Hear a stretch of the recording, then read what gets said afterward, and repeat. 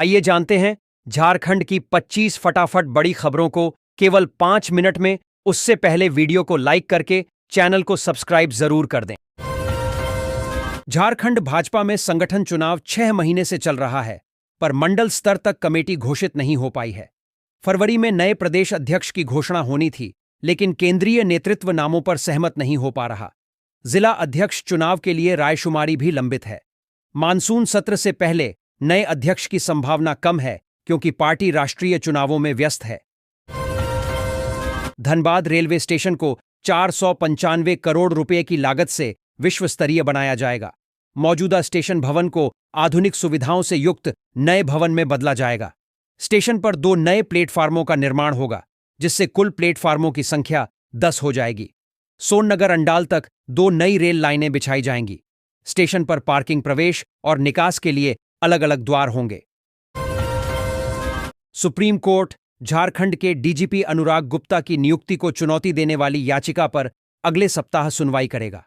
याचिका में नियुक्ति प्रक्रिया पर सवाल उठाए गए हैं। मुख्य न्यायाधीश बीआर गवई की पीठ ने मामले को 30 और 31 जुलाई को सूचीबद्ध करने की बात कही।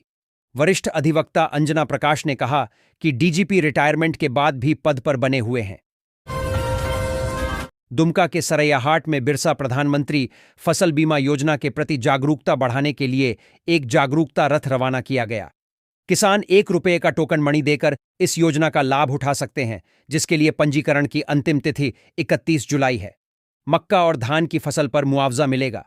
किसानों को आधार कार्ड और बैंक पासबुक जैसे दस्तावेज जमा करने होंगे। झारखंड हाई कोर्ट ने सीएम आवास के पास प्रदर्शन के कारण जज के जाम में फंसने के मामले में स्वतः संज्ञान लिया। अदालत ने इस मामले में अगली सुनवाई 29 जुलाई को तय की है। जस्टिस एसके द्विवेदी 23 अगस्त 2024 को जाम में फंसे थे, जिसके बाद अदालत ने सरकार से सड़क जाम से निपटने के लिए उठाए गए कदमों पर जवाब मांगा था। प्रचुर प्राकृतिक संपदा और खनिज भंडारों के लिए प्रसिद्ध होने के बावजूद सड़क विकास के क्षेत्र में झारखंड राष्ट्रीय औसत से काफी पीछे है। खनिजों की ढुलाई, जो राज्य की अर्थव्यवस्था का एक प्रमुख हिस्सा है, मुख्य रूप से सड़कों के माध्यम से होती है। हालांकि पठारी और दुर्गम क्षेत्रों में सड़क नेटवर्क की कमी के कारण आवागमन में कई चुनौतियां हैं। गोमिया के एक निजी स्कूल में शिक्षकों ने 9 बच्चों को कक्षा में बंद कर दिया। छुट्टी के बाद भी बच्चे 1.5 घंटे तक कमरे में बंद रहे। अभिभावकों ने खोजबीन की और पुलिस को सूचना दी, जिसके बाद ताला तोड़कर बच्चों को निकाला गया। आक्रोशित अभिभावकों ने स्कूल में ताला जड़ दिया और दोषियों पर कार्रवाई की मांग की। 22 सितंबर से नवरात्र, वैष्णो देवी, विंध्याचल और मैहर की ट्रेनों में बुकिंग खुलते ही सीटें फुल। दुर्गा पूजा की छुट्टियों के दौरान ट्रेनों में टिकटों की बुकिंग तेजी से हो रही है। वैष्णो देवी, विंध्याचल और मैहर जाने वाली ट्रेनें लगभग फुल हो चुकी हैं। अक्टूबर में दशहरा, दिवाली और छठ जैसे बड़े त्योहारों के कारण टिकट मिलना मुश्किल होगा। धनबाद से चलने वाली स्पेशल ट्रेनें यात्रियों को राहत देंगी। धनबाद से जम्मू और मुंबई के लिए स्पेशल ट्रेनों के फेरे बढ़ने की उम्मीद है। जमशेदपुर में टाटा स्टील के लैंड विभाग ने बारीडीह के पास अतिक्रमण हटाते हुए 9 अस्थायी दुकानें तोड़ दीं। कांग्रेस जिलाध्यक्ष के विरोध के बाद एक दुकान को मोहलत दी गई। टाटा स्टील यहां शव शीतगृह बनाना चाहती है। प्रभावित परिवारों को वैकल्पिक व्यवस्था की मांग की गई है। एक दुकान को 10 दिन का समय दिया गया है। झारखंड में श्रमिकों की मजदूरी 52 रुपए तक बढ़ी। 94 लाख को मिलेगा। इसका फायदा झारखंड सरकार ने राज्य के मजदूरों के लिए बड़ा फैसला लिया है। सरकार ने प्रदेश के असंगठित क्षेत्र के श्रमिकों की मजदूरी 52 रुपए तक बढ़ाने का फैसला किया है। कैबिनेट की बैठक में 21 प्रस्तावों को मिली मंजूरी। सीएम सोरेन की अध्यक्षता में लिया गया फैसला। मुख्यमंत्री हेमंत सोरेन की अध्यक्षता में गुरुवार को प्रोजेक्ट भवन स्थित मंत्रालय में झारखंड कैबिनेट की बैठक आयोजित हुई। बैठक में कुल 21 प्रस्तावों को मंजूरी दी गई। राष्ट्रपति द्रौपदी मुर्मू और केंद्रीय सड़क परिवहन और राजमार्ग मंत्री नितिन गडकरी सहित कई बड़े नेताओं ने उनसे मुलाकात कर चुके हैं। मुख्यमंत्री सोरेन, उनकी पत्नी कल्पना और परिवार के अन्य सदस्य अपने पिता के खराब स्वास्थ्य के कारण ज्यादातर दिल्ली में ही हैं। निम्न दबाव प्रणाली के प्रभाव से पूरे झारखंड में 29 जुलाई तक जोरदार बारिश होने की संभावना है। शुक्रवार और शनिवार को राज्य के कई जिलों, खासकर दक्षिण पूर्व और दक्षिण मध्य भागों में भारी से बहुत भारी वर्षा होने की संभावना है। झारखंड की हेमंत सोरेन सरकार ने भाजपा सरकार द्वारा शुरू किए गए अटल मोहल्ला क्लिनिक का नाम बदलने का फैसला लिया है। गुरुवार को हुए मंत्रिमंडल की बैठक में झारखंड राज्य विश्वविद्यालय विधेयक 2025 को मंजूरी देने सहित कुल 21 निर्णय लिए गए।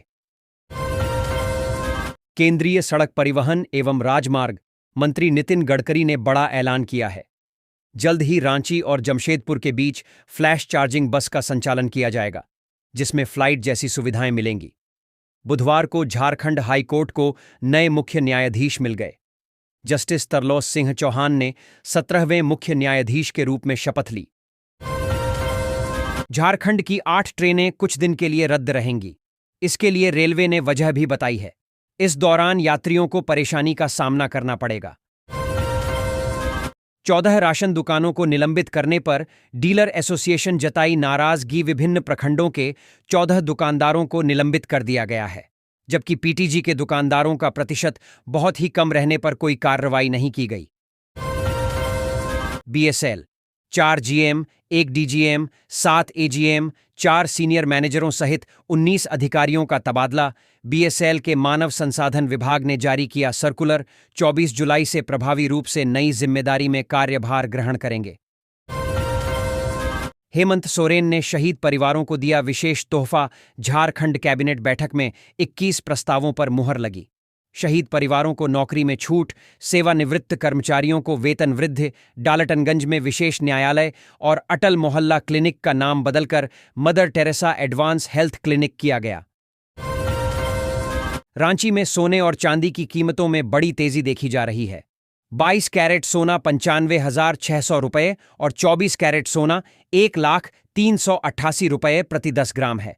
वहीं चांदी 1,29,000 रुपये प्रति किलो है।